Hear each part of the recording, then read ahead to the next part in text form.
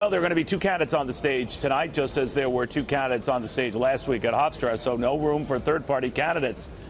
Bill Weld is the vice presidential Libertarian candidate. He thinks that's a bad idea. He joins us right now. Governor, good to have you. Thank you, Neil. Good to be with you. This could have been your stage tonight. You're not going to be on the stage tonight. Again, there's that 15% rule that they insist you have to meet in order to participate. That wasn't always the case. What do you think? Well, you know, I'll be tweeting live during the debate as well tonight. I'm actually in Atlanta, not in Farmville. But we'll be tweeting away. And I just have a few simple questions, like is Mr. Trump going to bring us trade wars and nuclear proliferation by trying to bring us a closed economy, which is totally contrary to the way the world works these days? And are the Democrats going to spend and borrow us into the poorhouse? Just a couple simple questions. Given the fact that you and Governor Johnson, two former Republicans, are on this Libertarian ticket, and Donald Trump, not your typical Republican representing the face, I guess, of the new Republican Party, what happened to the old party?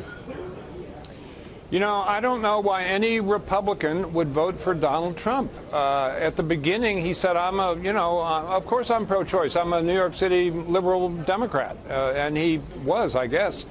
But he's gone 180 degrees against what everyone in the Republican Party said the Republican Party needed to do after the last election.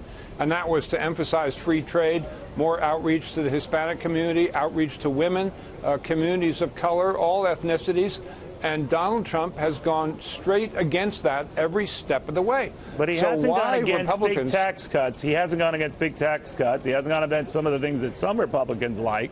What do you think? Yeah, no, that's a true fact. But he's pretty much, bitten his thumb at the received wisdom of the party elders, and he hasn't been any day at the beach in terms of his personal relations with them either. So I just think on the merits, as you know, Neil, Gary Johnson and I are fiscally responsible, even conservative, like the Republican Party of old, and we're socially inclusive and welcoming, like the Democratic Party of old. All right. But neither one of them represents the same platform we do, which is why it would be a handy idea to have us on that stage.